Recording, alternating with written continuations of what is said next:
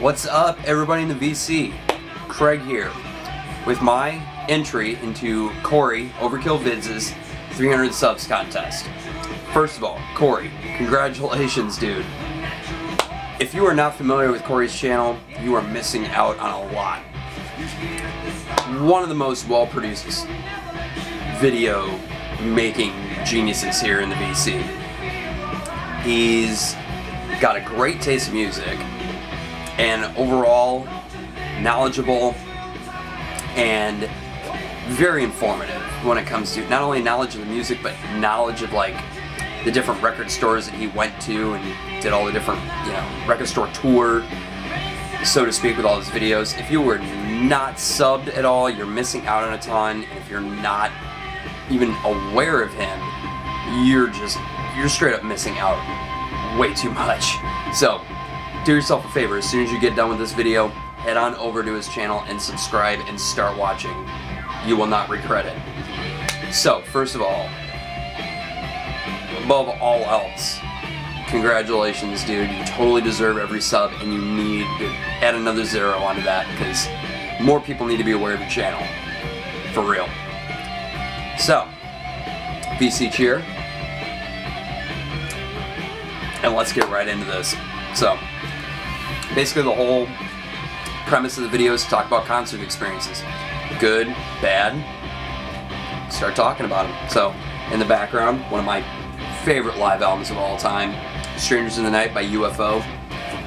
Not only my favorite, but I know a lot of people's favorite. This is just an essential, such a great album. So, concert experiences.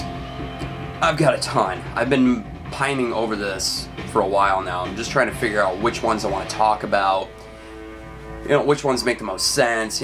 I've been to at least a good 40 shows or so.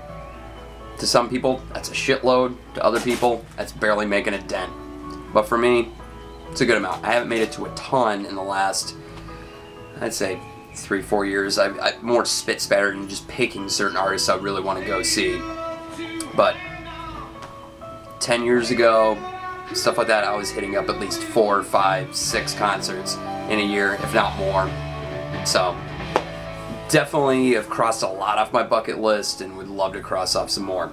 So I picked out a few that I had to make notes. Keeps me from rambling so much. And just kind of picked out a few different ones that, some kind of cool moments, and a few just random kind of funny moments, because, wouldn't be my video if I didn't have some fucking funny ass shit to talk about. So, first ever concert I went to was when I was 12 years old, November, I can't remember the date off the top of my head, and I didn't look at the ticket stub. I would have brought ticket stubs, but they're all put in a big poster board thing, which if you go back to my music room tour, I believe I actually show it. I don't know if in that, and if there's a video where I show all my concert stubs. So, don't remember the exact date, but I remember it was a Sunday, and it was right after Thanksgiving. It was the Sunday after Thanksgiving. Leading up to it, I remember my dad and I, we made this big deal about trying to find where we could get the tickets at. I mean, this was still not totally early internet days, but I mean, the internet was still fairly new to us. And so we didn't really think of, getting on Ticketmaster website to see if we could buy tickets, He still had the old school mentality of you go and you find your Ticketmaster outlet, try to go and get tickets. Well, went to a few different places and just where we had no luck. The one place that we knew, used record store, is a Ticketmaster outlet, but the line was just ridiculous. So, sadly, kind of gave up on the idea. Didn't really think too much about it. It's not like when you're 12 versus when you're, say, 20, big difference. 12 years old, none of your friends are planning on going. You're not hanging around a bunch of people that are like, man, you going to the Aerosmith show? Versus when you're 20, and I'm sure everybody Aerosmith's coming to town. Man, everybody, you gonna fucking go, man? Are you going? Trust me. This is back in the days when arena shows and the big rock band came to town and everybody was excited about it. Not like today where there's so much on the internet, a concert's not the biggest thing going on in town. Anyway, My dad, being the awesome dude that he is, surprised me with the tickets a week before. And I probably cried. I don't remember. Come on, a 12-year-old kid, he worships Aerosmith, and he's never been to a concert before. Yeah, he's probably going to shed at least a tear or 5. Come on. Don't be judging him. So anyway, fast forward to the show. Everything's all a new experience to me. I've never been to a concert before. My dad had been to a bunch. And so he knew the ropes. I didn't. So had our seats, and it wasn't a general admission show or anything. Everybody had designated seats, and we were kind of up on the one side. But the size of the arena, it's like mainly a basketball arena. It's I can't remember the name. Well, it used to be called the Joyce Center at Notre Dame. They used to do a ton of concerts back in the day. They were the concert venue in town. Now they haven't done concerts, I want to say, at least a decade, and they won't now because they redid everything and they're a bunch of tight-wadded, fuckheads. But anyway, not a bad seat in the place in all reality. Everywhere's a sight line, so there's no such thing as a real nosebleed seat. And we were up in one section, kind of off to the side, but I could have been outside the arena and still been excited. But we get to our seats, and immediately I'm taken in with everything, seeing all the different people walking around. They're all in, the concert t-shirts, and everybody's talking about the show. You're meeting all kinds of different people. You're seeing so much. It's all new. And walking in and seeing the stage, and it's just a whole new world to me. These are things that I'd only seen on, TV and, videos and stuff like that. All of a sudden, I'm seeing it in person, and it's just, you're overtaken with everything. And the opening act was Seven Mary 3, which, for most of you, either don't know who they are, or if you hear the song Cumbersome, which, go ahead and check that out here on YouTube, you'll remember who they were. Basically, kind of sort of an alternative grunge, hate that word, one-hit wonder to some people. I was a big fan. My dad was the same. Both really loved the band. Really excited to see them. So they opened up, great set. Nobody in the crowd gave a shit until they played Cumbersome, and they're all like, "Oh my god, I know these guys, this is awesome!" Fucking idiots. I think I said that too. Whatever. So, but anyway, everything's an all new experience to me. I'm all geared up, and I don't know how to, act. Do I stand up the entire time? Do I sit down? How loud do I get? Watching people, they were actually in the same row as us, about 4 or 5 seats over. Watching people argue over their tickets, because somebody said they were in their seats and everything else. I mean, this is stuff that I see now and I fucking laugh because it's hilarious. But back then I'm like, are they gonna fight? What the hell's going on? Whoa, this is weird, But little moments like that are just really cool. And then the sound checks, just crazy. I'm just like, you can't believe how loud it's gonna get. I already thought it was loud for Seven Mary 3, but then the moment Aerosmith hit, and you're just like, holy shit. And I was really excited. This was during the 9 Lives tour, so I had seen footage on TV of, kind of what the stage setup was like, and I had it all in my head. I'm like, oh man, are they gonna have, the big inflatable, snakes in the back? Are they gonna have, the light up cats on the side of the stage? What are they gonna have? They pulled out all the stops that I was ready for, and I was fucking blown away. I'm like, and their opening was the song 9 Lives, and I had no idea this. Like I said, still early days of the internet, so you couldn't look up set lists at that point and everything else. It was really hard to find shit like that. So I went in completely fresh, no idea what they were gonna play, everything else. And they had big tapestries that were all around the stage. This was open-ended, so the whole place was completely sold out. So you could sit behind the stage, and so it was it was sort of end stage setup, but in the round, so to speak. So they had tapestries going all around the stage, and you could see their shadows as they're walking up, and you got kind of feedbacking guitars. And I'm just like, holy shit, oh my god, oh my god, oh my god. And probably got this big shit-eating grin on my face. I'm just like, oh, like a little, schoolgirl. And I walk on, and immediately, as soon as Steven Tyler hits those cat meow snarls in the beginning of the song 9 Lives, my ears are bleeding. I'm just like, oh my god! And we're into the show. the tapestry falls, and then we're into the set and just blown away. Knew every song. It was fucking great, you know. To not use an Aerosmith pun here, I wasn't jaded by any concert experience yet, so this is all brand new to me. Every moment. And I'm like, you know, I'm excited about every little thing, and then they have the big stage props that I was, you know, talking about, everything they had, and I'm like hitting my dad going, look, they had that, I remember seeing that, and just freaking out. And I know for my dad, it had to have been a great experience, and finally getting to share, he'd always shared music with me, but to share this kind of experience is a whole new level, and something that we still do to this day.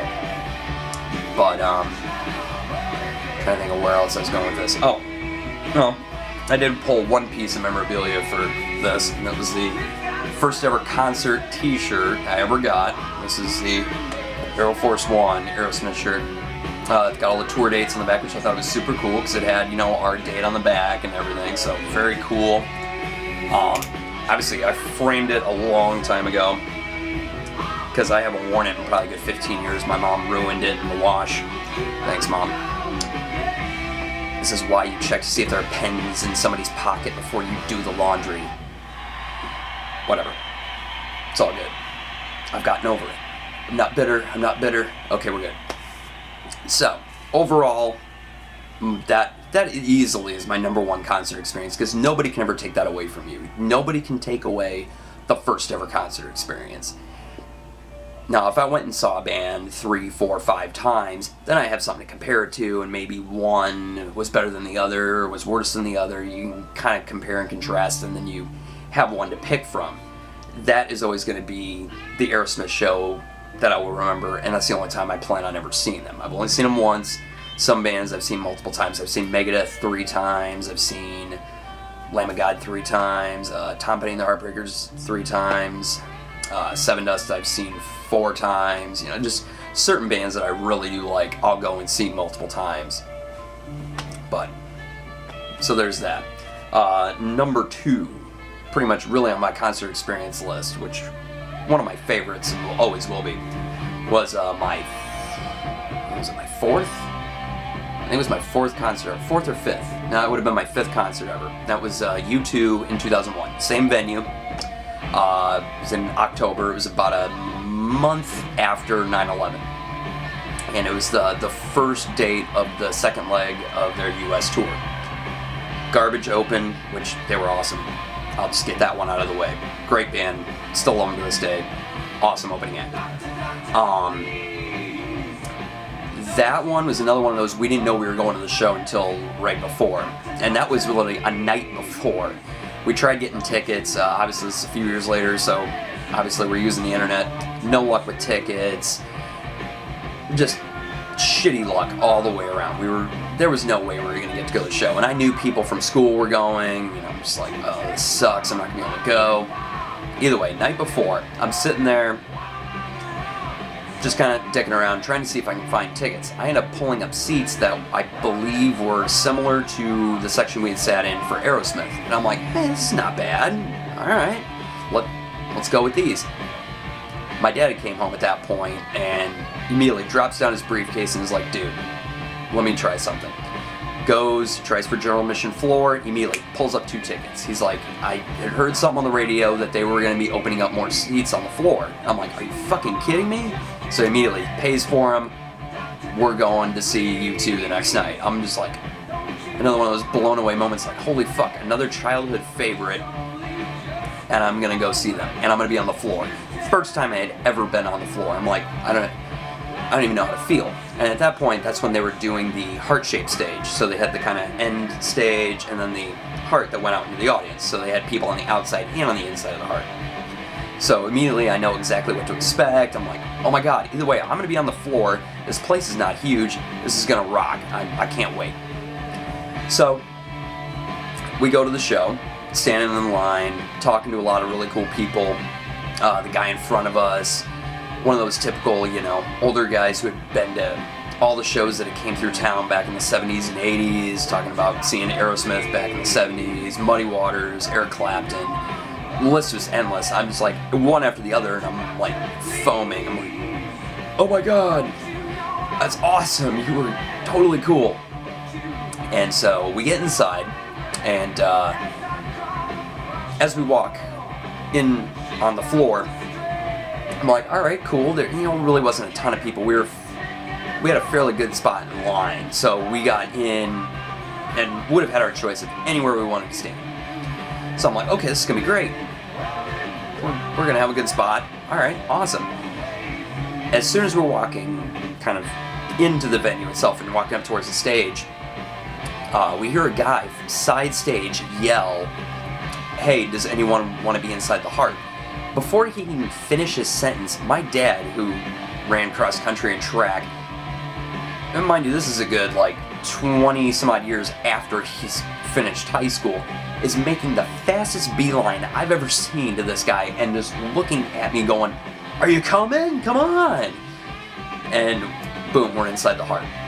And lucky for us, they didn't cram it full, so we could literally kind of comfortably move from a little bit closer to the stage, or if we wanted to get to one of the side parts on the Heart. It was awesome. Let me flip this over. So that part alone made it just fucking awesome. First ever floor concert experience happens to be for one of your favorite bands of all time. How many odds are there that that's actually going to happen every single time for people? So that part was awesome. Really, really cool part was I don't think it was during the encore. I think it was right before, if I remember right. I'm not quite sure. I don't remember the set list. But it was late in the show. As I said before, this was right after 9/11. I mean, we're talking just over a month. Still really fresh. For me, being 15 years old, I was aware but not fully aware of the whole thing and how really much of an impact it really was. But I knew it was important. So during the song Walk On, they had brought out a handful or maybe more of New York Police Department, Fire Department, other people, etc., who had been working at Ground Zero, and people who had been there, when the whole tragedy occurred, and brought them out on stage during the song Walk On and projected on the entire crowd. So all the way around the arena was this long list of people's names who had perished, which was just fucking mind-blowing. I mean, there are people around us just jaw drop, people that are, obviously visibly shaken by it and moved, and it was just amazing. One of those moments where you're just like, is this really happening? Not only are we at a very pivotal moment in, our, nation, but also you're witnessing something that isn't going to happen every day. This is a special moment that will only be this special moment. And it was just beyond words and beyond description. I really can't think of how, looking back, I think it impacts me more now, being older, and that I understand everything more. But even then, it still was like, holy shit, what the hell? This is awesome, For me, either way, I was just embroiled in all this U2 madness of, oh my god, I'm seeing U2. I'm in this arena that is 20 minutes away from my house, and I'm within feet, mere feet, from guys who I've worshipped since I was a kid. This is just insane. So, there was that.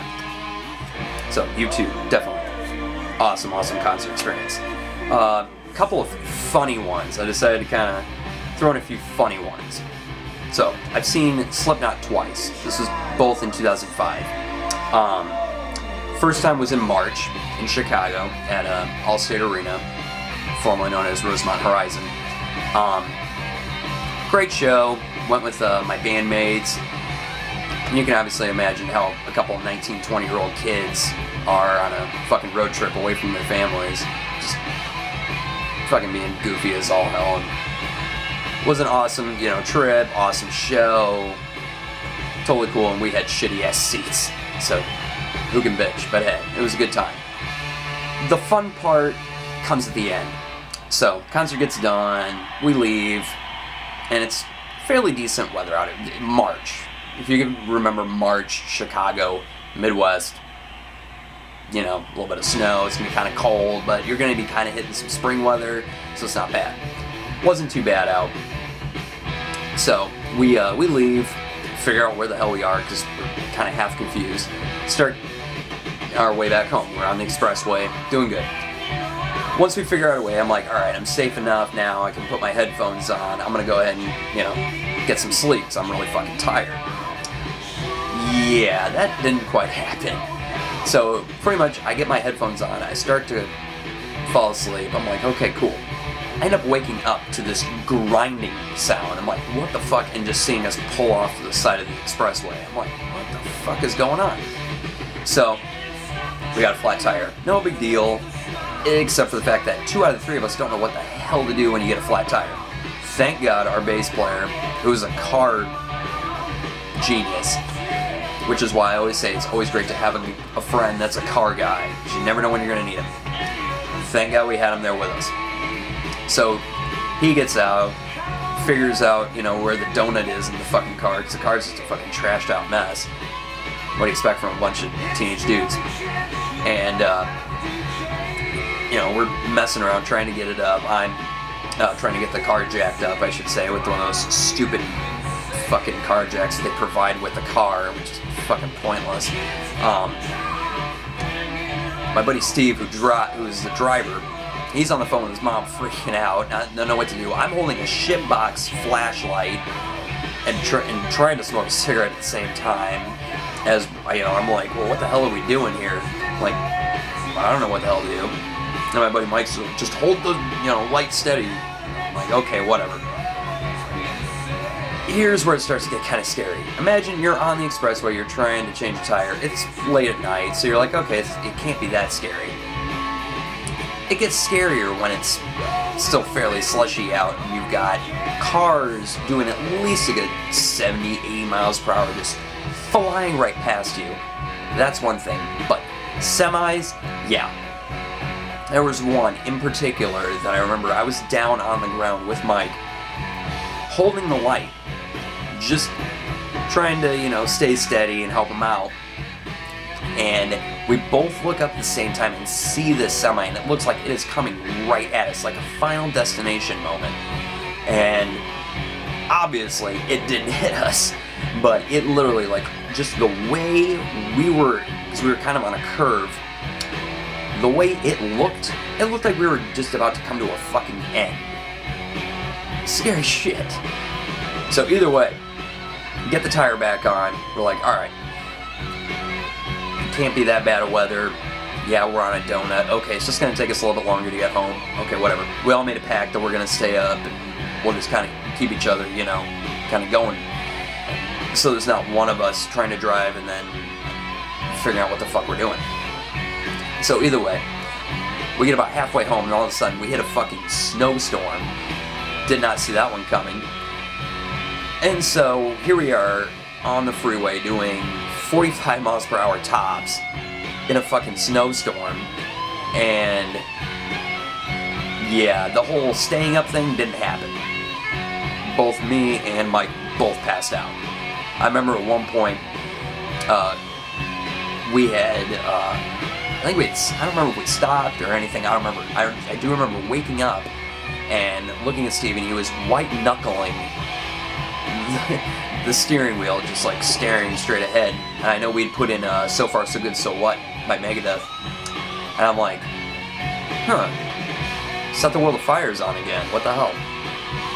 I asked him, I'm like, yeah, is that replaying again? He's like, just staring ahead going, yup. And I'm like, oh, do you want me to grab another CD? And before I could get that out, he's like, nope, don't worry about it. I think that album played at least a good 3 times all the way through. I'm like, okay, this album's good, but not that good. Alright, fuck it. He did not want to take his eyes off the road, nothing. I think he was pretty scared shitless by the end of that drive and didn't want to make that drive again. So, kudos to him on making that drive. That was a scary fucking ride back. Second time I saw Slipknot, it was one of those instances where there are certain shows that I cannot be right up front for. I ended up getting literally about 2 people away from the rail and being right up front. I'm like, okay, this is awesome, but I can only, being a small guy, I can only take being pushed down a couple of times before I finally start to just say, you know what, fuck it. I had a little bit more angst and anger and could hold my own more back then. I got pushed to my limit. Fall down a couple of times, no big deal. People pick you back up. Alright, I'm good, whatever, no big deal. But when you end up at the bottom, skinny guy, end up at the bottom of a 5-guy pylon and 5 big dudes, and including big and built dudes, fall on you, yeah, you will say fuck it too.